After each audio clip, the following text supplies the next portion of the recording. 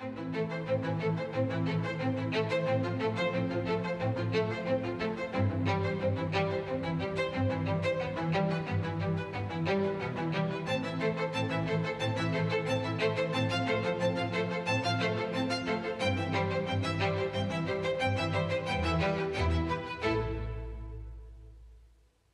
प्यारे देशवासियों, नमस्कार। मन की बात में आप सबका स्वागत है। अगर आप मुझसे पूछें कि मेरे जीवन के सबसे यादगार पल क्या रहे, तो कितने ही वाक्य याद आते हैं। लेकिन इसमें भी एक पल ऐसा है जो बहुत खास है। वो पल था जब पिछले साल 15 नवंबर को मैं भगवान बिरसा मुंडा की जन्म जयंती पर उनकी जन्मस्थली झारखंड के उलिहातू गांव गया था। इस यात्रा का मुझ पर बहुत बड़ा प्रभाव पड़ा। मैं देश का पहला प्रधानमंत्री हूं जिसे इस पवित्र भूमि की मिट्टी को अपने मस्तक से लगाने का सौभाग्य मिला। उस क्षण मुझे न सिर्फ स्वतंत्रता संग्राम की शक्ति महसूस हुई, बल्कि इस धरती की शक्ति से जुड़ने का भी अवसर मिला। मुझे एहसास हुआ कि कैसे एक संकल्प को पूरा करने का साहस देश के करोड़ों लोगों का भाग्य बदल सकता है। साथियों, भारत में हर युग में कुछ चुनौतियां आई और हर युग में ऐसे असाधारण भारतवासी जन्मे जिन्होंने इन चुनौतियों का सामना किया। आज की मन की बात में मैं साहस और दूरदृष्टि रखने वाले ऐसे ही दो महानायकों की चर्चा करूंगा। इनकी 150वीं जन्म जयंती को देश ने मनाने का निश्चय किया है। 31 अक्टूबर से सरदार पटेल का 150वीं जन्म जयंती का वर्ष शुरू होगा। इसके बाद 15 नवंबर से भगवान बिरसा मुंडा का 150वां जन्म जयंती वर्ष शुरू होगा। इन दोनों महापुरुष ने अलग अलग चुनौतियां देखी, लेकिन दोनों का विजन एक था, देश की एकता। साथियों, बीते वर्षों में देश ने ऐसे महान नायक नायिकाओं की जन्म जयंतियों को नई ऊर्जा से मनाकर नई पीढ़ी को नई प्रेरणा दी है। आपको याद होगा, जब हमने महात्मा गांधी जी की 150वीं जन्म जयंती मनाई थी, तो कितना कुछ खास हुआ था। न्यूयॉर्क के टाइम्स स्क्वायर से अफ्रीका के छोटे से गांव तक विश्व के लोगों ने भारत के सत्य और अहिंसा के संदेश को समझा, उसे फिर से जाना, उसे जिया। नौजवानों से बुजुर्गों तक, भारतीयों से विदेशियों तक, हर किसी ने गांधी जी के उपदेशों को नए संदर्भ में समझा, नई वैश्विक परिस्थितियों में उन्हें जाना। जब हमने स्वामी विवेकानंद जी की 150वीं जन्म जयंती मनाई, तो देश के नौजवानों ने भारत की आध्यात्मिक और सांस्कृतिक शक्ति को नई परिभाषाओं में समझा। इन योजनाओं ने हमें ये एहसास दिलाया कि हमारे महापुरुष अतीत में खो नहीं जाते, बल्कि उनका जीवन हमारे वर्तमान को भविष्य का रास्ता दिखाता है। साथियों, सरकार ने भले इन महान विभूतियों की 150वीं जन्म जयंती को राष्ट्रीय स्तर पर मनाने का निर्णय लिया है, लेकिन आपकी सहभागिता ही इस अभियान में प्राण भरेगी, इसे जीवंत बनाएगी। मैं आप सभी से आग्रह करूंगा कि आप इस अभियान का हिस्सा बने। लौह पुरुष सरदार पटेल से जुड़े अपने विचार और कार्य हैशटैग सरदार 150 के साथ साझा करें और धरती आबा बिरसा मुंडा की प्रेरणाओं को हैशटैग बिरसा मुंडा 150 के साथ दुनिया के सामने लाए। आइए एक साथ मिलकर इस उत्सव को भारत की अनेकता में एकता का उत्सव बनाएं, इसे विरासत से विकास का उत्सव बनाएं। मेरे प्यारे देशवासियों, आपको वो दिन याद जरूर होंगे जब छोटा भीम टीवी पर आना शुरू हुआ था। बच्चे तो इसे कभी भूल नहीं सकते। कितना एक्साइटमेंट था छोटा भीम को लेकर। आपको हैरानी होगी कि आज ढोलकपुर का ढोल सिर्फ भारत में ही नहीं बल्कि दूसरे देश के बच्चों को भी खूब अट्रैक्ट करता है। इसी तरह हमारे दूसरे एनिमेटेड सीरियल्स कृष्णा, हनुमान, मोटू पतलू के चाहने वाले भी दुनिया भर में हैं। भारत के एनिमेशन कैरेक्टर्स, यहाँ की एनिमेशन मूवीज अपने कंटेंट और क्रिएटिविटी की वजह से दुनिया भर में पसंद की जा रही है। आपने देखा होगा कि स्मार्टफोन से लेकर सिनेमा स्क्रीन तक, गेमिंग कंसोल से लेकर वर्चुअल रियलिटी तक, एनिमेशन हर जगह मौजूद है। एनिमेशन की दुनिया में भारत नई क्रांति करने की राह पर है। भारत के गेमिंग स्पेस का भी तेजी से विस्तार हो रहा है। इंडियन गेम्स भी इन दिनों दुनिया भर में पॉपुलर हो रहे हैं। कुछ महीने पहले मैंने भारत के लीडिंग गेमर्स के साथ मुलाकात की थी। तब मुझे इंडियन गेम्स की अमेजिंग क्रिएटिविटी और क्वालिटी को जानने समझने का मौका मिला था। वाकई देश में क्रिएटिव एनर्जी की एक लहर चल रही है। एनिमेशन की दुनिया में मेड इन इंडिया और मेड बाय इंडियंस छाया हुआ है। आपको ये जानकर खुशी होगी कि आज भारत के टैलेंट विदेशी प्रोडक्शन का भी अहम हिस्सा बन रहे हैं। अभी वाली स्पाइडरमैन हो या ट्रांसफॉर्मर्स, इन दोनों मूवीज में हरिनारायण राजीव के कंट्रीब्यूशन को लोगों ने खूब सराहा है। भारत के एनिमेशन स्टूडियो डिज्नी और वार्नर ब्रदर्स जैसी दुनिया के जाने माने प्रोडक्शन कंपनीज के साथ काम कर रहे हैं। साथियों, आज हमारे युवा ओरिजिनल इंडियन कंटेंट, जिसमें हमारी संस्कृति की झलक होती है, वो तैयार कर रहे हैं। इन्हें दुनिया भर में देखा जा रहा है। एनिमेशन सेक्टर आज एक ऐसी इंडस्ट्री का रूप ले चुका है कि जो दूसरी इंडस्ट्रीज को ताकत दे रहा है। जैसे इन दिनों वीआर टूरिज्म बहुत फेमस हो रहा है। आप वर्चुअल टूर के माध्यम से अजंता की गुफाओं को देख सकते हैं, कोणार्क मंदिर के कॉरिडोर में टहल सकते हैं या फिर वाराणसी के घाटों का आनंद ले सकते हैं। ये सभी वीआर एनिमेशन भारत के क्रिएटर्स ने तैयार किए हैं। वीआर के माध्यम से इन जगहों को देखने के बाद कई लोग वास्तविकता में इन पर्यटन स्थलों का दौरा करना चाहते हैं। यानी टूरिस्ट डेस्टिनेशन का वर्चुअल टूर लोगों के मन में जिज्ञासा पैदा करने का माध्यम बन गया है। आज इस सेक्टर में एनिमेटर्स के साथ ही storytellers, writers, voice over experts, musicians, game developers, VR और एआर एक्सपर्ट्स, उनकी भी मांग लगातार बढ़ती जा रही है। इसलिए मैं भारत के युवाओं से कहूंगा, अपनी क्रिएटिविटी को विस्तार दें। क्या पता दुनिया का अगला सुपरहिट एनिमेशन आपके कंप्यूटर से निकले। अगला वायरल गेम आपका क्रिएशन हो सकता है। एजुकेशनल एनिमेशंस में आपका इनोवेशन बड़ी सफलता हासिल कर सकता है। इसी 28 अक्टूबर को यानी कल वर्ल्ड एनिमेशन डे भी मनाया जाएगा। आइए हम भारत को ग्लोबल एनिमेशन पावर हाउस बनाने का संकल्प लें। मेरे प्यारे देशवासियों, स्वामी विवेकानंद ने एक बार सफलता का मंत्र दिया था।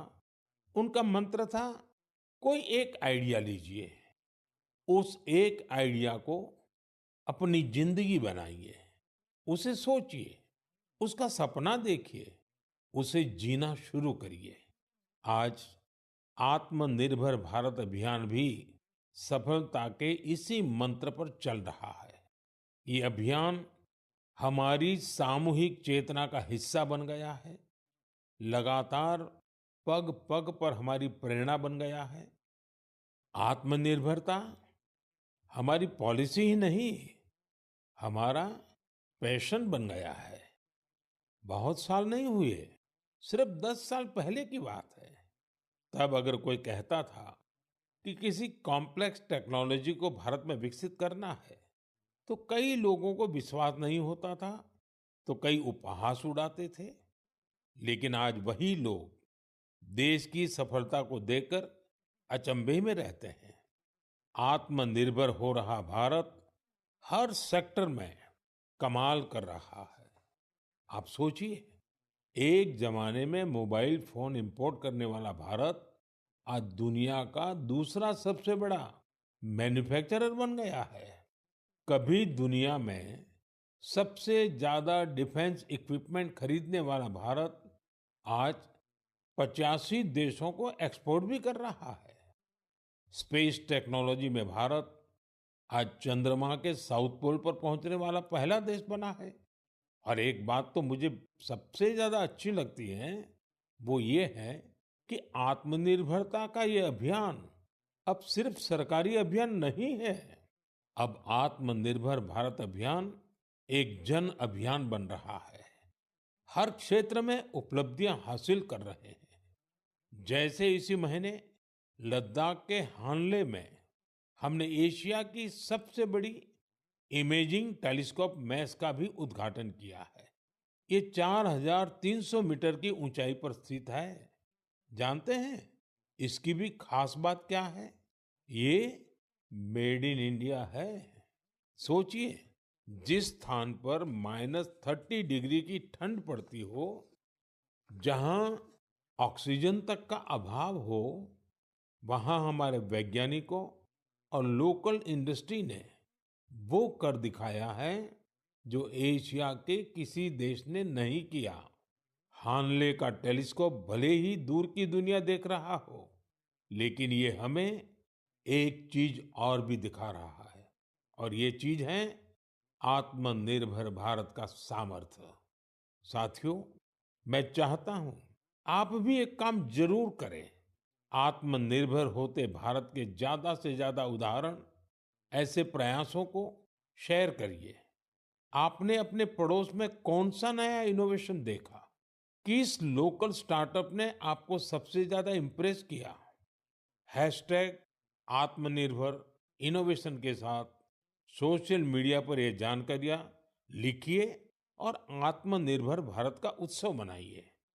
त्योहारों के इस मौसम में तो हम सब आत्मनिर्भर भारत के इस अभियान को और मजबूत करते हैं। हम वोकल फॉर लोकल के मंत्र के साथ अपनी खरीदारी करते हैं। ये नया भारत है जहां इम्पॉसिबल सिर्फ एक चैलेंज है, जहां मेक इन इंडिया अब मेक फॉर द वर्ल्ड बन गया है, जहां हर नागरिक इनोवेटर है, जहां हर चैलेंज एक अपॉर्चुनिटी है। हमें न सिर्फ भारत को आत्मनिर्भर बनाना है, बल्कि अपने देश को इनोवेशन के ग्लोबल पावर हाउस के रूप में मजबूत भी करना है। मेरे प्यारे देशवासियों, मैं आपको एक ऑडियो सुनाता हूं। हेलो। सर नमस्ते सर। नमस्ते। सर बोलिए सर। देखिए, ये जो आपने एफआईआर नंबर मुझे सेंड किया है, इस नंबर के खिलाफ 17 कंप्लेंट्स हमारे पास। आप ये नंबर यूज कर रहे हैं?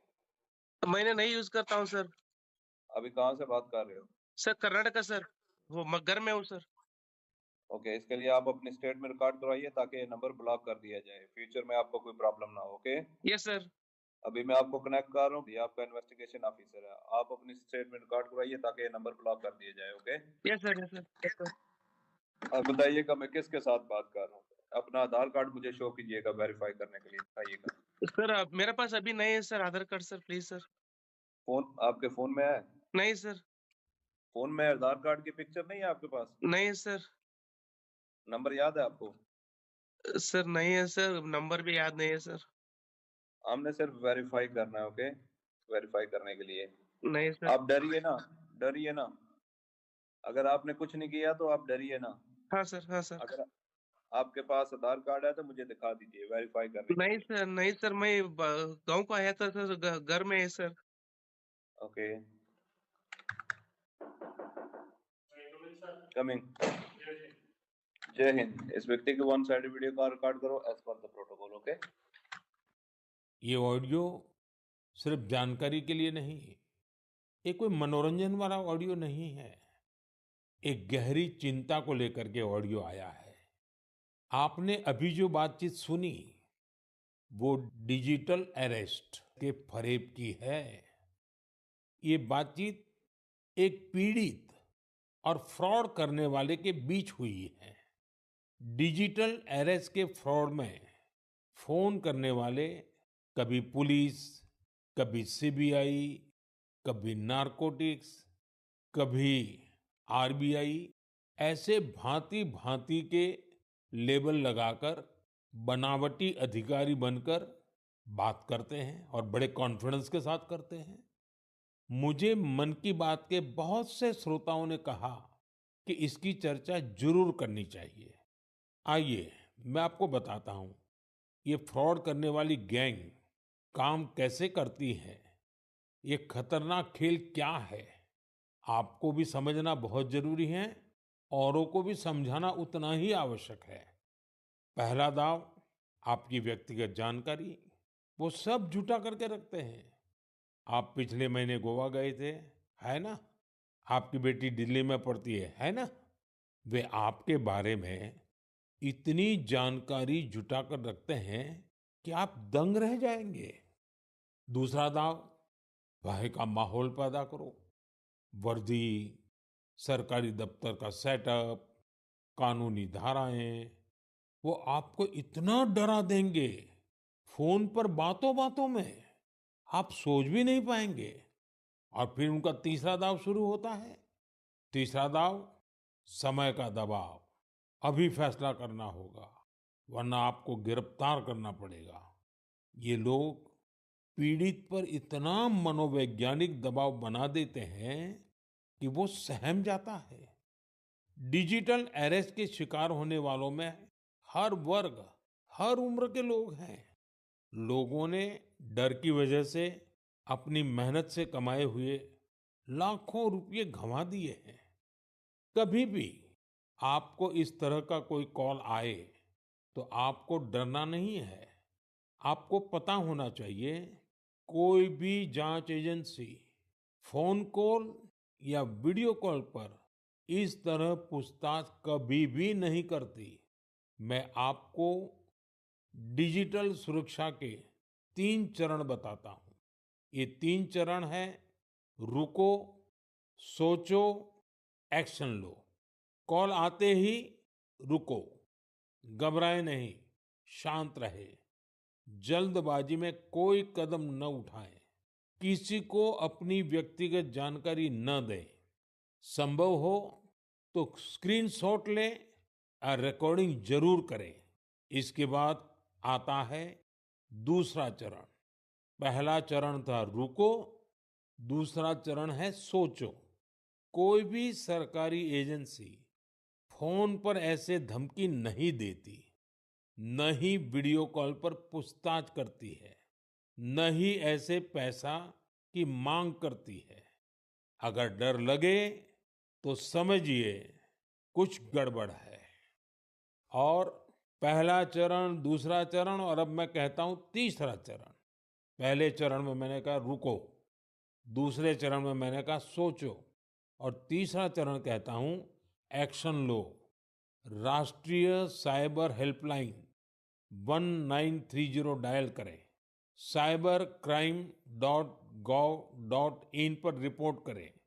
परिवार और पुलिस को सूचित करें। सबूत सुरक्षित रखें। रुको, बाद में सोचो और फिर एक्शन लो। ये 3 चरण आपकी डिजिटल सुरक्षा का रक्षक बनेंगे। साथियों, मैं फिर कहूंगा, डिजिटल अरेस्ट जैसी कोई व्यवस्था कानून में नहीं है। ये सिर्फ फ्रॉड है, फरेब है, झूठ है, बदमाशों का गिरोह है। और जो लोग ऐसा कर रहे हैं वो समाज के दुश्मन है। डिजिटल अरेस्ट के नाम पर जो फरेब चल रहा है, उससे निपटने के लिए तमाम जांच एजेंसियां राज्य सरकारों के साथ मिलकर काम कर रही है। इन एजेंसियों में तालमेल बनाने के लिए नेशनल साइबर कोऑर्डिनेशन सेंटर की स्थापना की गई है। एजेंसियों की तरफ से ऐसे फ्रॉड करने वाली हजारों वीडियो कॉलिंग आईडी को ब्लॉक किया गया है। लाखों सिम कार्ड, मोबाइल फोन और बैंक अकाउंट्स को भी ब्लॉक किया गया है। एजेंसियां अपना काम कर रही है, लेकिन डिजिटल अरेस्ट के नाम पर हो रहे स्कैम से बचने के लिए बहुत जरूरी है हर किसी की जागरूकता, हर नागरिक की जागरूकता। जो लोग भी इस तरह के साइबर फ्रॉड का शिकार होते हैं, उन्हें ज्यादा से ज्यादा लोगों को इसके बारे में बताना चाहिए। आप जागरूकता के लिए हैशटैग सेफ डिजिटल इंडिया का प्रयोग कर सकते हैं। मैं स्कूलों और कॉलेजों को भी कहूंगा कि साइबर स्कैम के खिलाफ मुहिम में छात्रों को भी जोड़ें। समाज में सबके प्रयासों से ही हम इस चुनौती का मुकाबला कर सकते हैं। मेरे प्यारे देशवासियों, हमारे बहुत सारे स्कूली बच्चे कैलीग्राफी यानी सुलेख में काफी दिलचस्पी रखते हैं। इसके जरिए हमारी लिखावट साफ, सुंदर और आकर्षक बनी रहती है। आज जम्मू कश्मीर में इसका उपयोग लोकल कल्चर को लोकप्रिय बनाने के लिए किया जा रहा है। यहाँ के अनंतनाग की फिरदौसा बशीर जी, उनको कैलीग्राफी में महारत हासिल है। इसके जरिए वे स्थानीय संस्कृति के कई पहलुओं को सामने ला रही हैं। फिरदौसा जी की कैलीग्राफी ने स्थानीय लोगों, विशेषकर युवाओं को अपनी ओर आकर्षित किया है। ऐसा ही एक प्रयास उधमपुर के गोरीनाथ जी भी कर रहे हैं। एक सदी से भी अधिक पुरानी सारंगी के जरिए वे डोगरा संस्कृति और विरासत के विभिन्न रूपों को सहेजने में जुटे हैं। सारंगी की धुनों के साथ वे अपनी संस्कृति से जुड़ी प्राचीन कहानियां और ऐतिहासिक घटनाओं को दिलचस्प तरीके से बताते हैं। देश के अलग-अलग हिस्सों में भी आपको ऐसे कई असाधारण लोग मिल जाएंगे जो सांस्कृतिक विरासत के संरक्षण के लिए आगे आए हैं। डी वैकुंठम करीब 50 साल से चेरियाल फोक आर्ट को लोकप्रिय बनाने में जुटे हैं। तेलंगाना से जुड़ी इस कला को आगे बढ़ाने का उनका यह प्रयास अद्भुत है। चेरियाल पेंटिंग्स को तैयार करने की प्रक्रिया बहुत ही यूनिक है। यह एक स्क्रोल के स्वरूप में कहानियों को सामने लाती है। इसमें हमारी हिस्ट्री और माइथोलॉजी की पूरी झलक मिलती है। छत्तीसगढ़ में नारायणपुर के बुटलू राम माथरा जी अबुझ माड़िया जनजाति की लोक कला को संरक्षित करने में जुटे हुए हैं। पिछले 4 दशकों से वे अपने इस मिशन में लगे हुए हैं। उनकी ये कला बेटी बचाओ, बेटी पढ़ाओ और स्वच्छ भारत जैसे अभियान से लोगों को जोड़ने में भी बहुत कारगर रही है। साथियों, अभी हम बात कर रहे थे कैसे कश्मीर की वादियों से लेकर छत्तीसगढ़ के जंगलों तक हमारी कला और संस्कृति नए नए रंग बिखेर रही है। लेकिन यह बात यहीं खत्म नहीं होती। हमारी इन कलाओं की खुशबू दूर दूर तक फैल रही है। दुनिया के अलग अलग देशों में लोग भारतीय कला और संस्कृति से मंत्र मुग्ध हो रहे हैं। जब मैं आपको उधमपुर में गुंती सारंगी की बात बता रहा था, तब मुझे याद आया कि कैसे हजारों मील दूर रूस के शहर याकुत्स्क में भी भारतीय कला की मधुर धुन गूंज रही है। कल्पना कीजिए, सर्दी का एक आध दिन, -65 डिग्री तापमान, चारों तरफ बर्फ की सफेद चादर और वहां एक थिएटर में दर्शक मंत्र मुग्ध होकर देख रहे हैं कालिदास की अभिज्ञान शाकुंतलम। क्या आप सोच सकते हैं, दुनिया के सबसे ठंडे शहर याकुत्स्क में भारतीय साहित्य की गर्मजोशी? ये कल्पना नहीं, सच है। हम सबको गर्व और आनंद से भर देने वाला सच। साथियों, कुछ हफ्ते पहले मैं लाओस भी गया था। वो नवरात्रि का समय था और वहां मैंने कुछ अद्भुत देखा। स्थानीय कलाकार फलक फलम प्रस्तुत कर रहे थे। लाओस की रामायण। उनकी आंखों में वही भक्ति, उनके स्वर में वही समर्पण जो रामायण के प्रति हमारे मन में है। इसी तरह कुवैत में श्री अब्दुल्ला अल बारून ने रामायण और महाभारत का अरबी में अनुवाद किया है। ये कार्य मात्र अनुवाद नहीं, बल्कि दो महान संस्कृतियों के बीच एक सेतु है। उनका यह प्रयास अरब जगत में भारतीय साहित्य की नई समझ विकसित कर रहा है। पेरू से एक और प्रेरक उदाहरण है एर्लिंदा गार्सिया। वहाँ के युवाओं को भारतनाट्यम सिखा रही है और मारिया वाल्देस ओडिसी नृत्य का प्रशिक्षण दे रही है।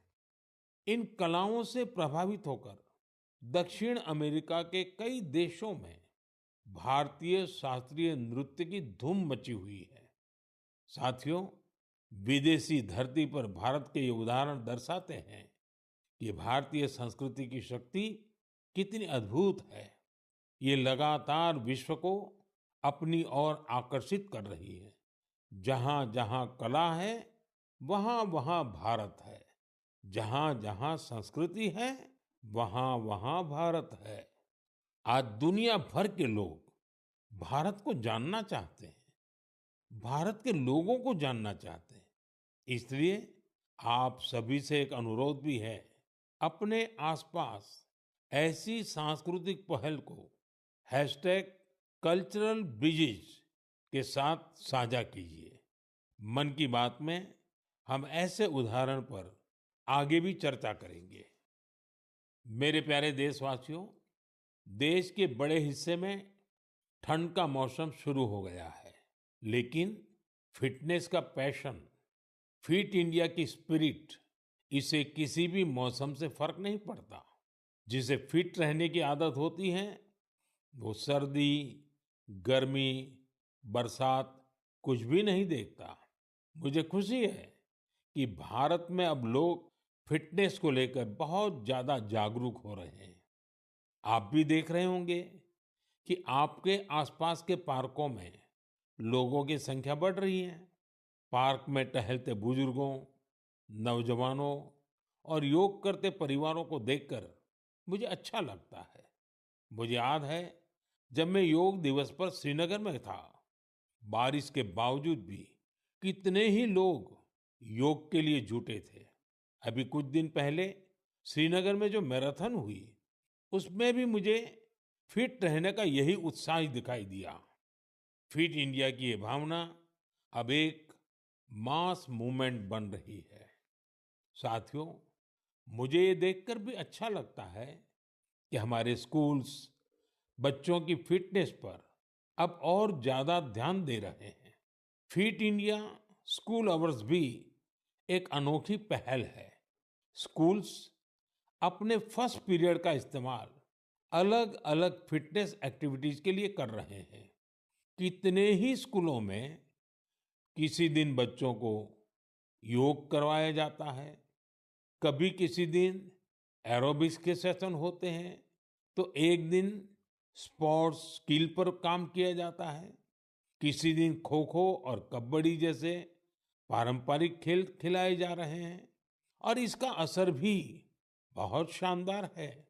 अटेंडेंस अच्छी हो रही है, बच्चों का कंसंट्रेशन बढ़ रहा है और बच्चों को मजा भी आ रहा है। साथियों, मैं वेलनेस की ये ऊर्जा हर जगह देख रहा हूँ। मन की बात के भी बहुत से श्रोताओं ने मुझे अपने अनुभव भेजे हैं। कुछ लोग तो बहुत ही रोचक प्रयोग कर रहे हैं। जैसे एक उदाहरण है फैमिली फिटनेस आवर का, यानी एक परिवार हर वीकेंड 1 घंटा फैमिली फिटनेस एक्टिविटी के लिए दे रहा है। एक और उदाहरण इंडिजीनियस गेम्स रिवाइवल का है, यानी कुछ परिवार अपने बच्चों को ट्रेडिशनल गेम्स सिखा रहे हैं, खिला रहे हैं। आप भी अपनी फिटनेस रूटीन के एक्सपीरियंस हैशटैग फिट इंडिया के नाम सोशल मीडिया पर जरूर शेयर कीजिए।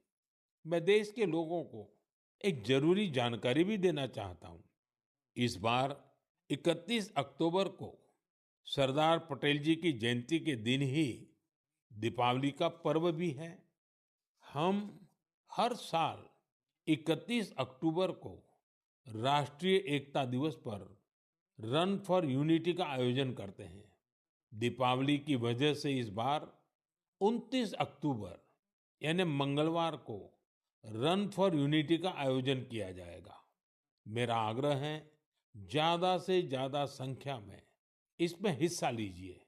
देश की एकता के मंत्र के साथ ही फिटनेस के मंत्र को भी हर तरफ फैलाइए। मेरे प्यारे देशवासियों, मन की बात में इस बार इतना ही। आप अपने फीडबैक जरूर भेजते रहें। ये त्योहारों का समय है। मन की बात के श्रोताओं को धनतेरस, दिवाली, छठ पूजा, गुरु नानक जयंती और सभी पर्वों की बहुत बहुत शुभकामनाएं। आप सभी पूरे उत्साह के साथ त्योहार मनाएं। वोकल फॉर लोकल का मंत्र याद रखें। कोशिश करें कि त्योहारों के दौरान आपके घर में स्थानीय दुकानदारों से खरीदा गया सामान जरूर आए। एक बार फिर आप सभी को आने वाले पर्वों की बहुत बहुत बधाई। धन्यवाद।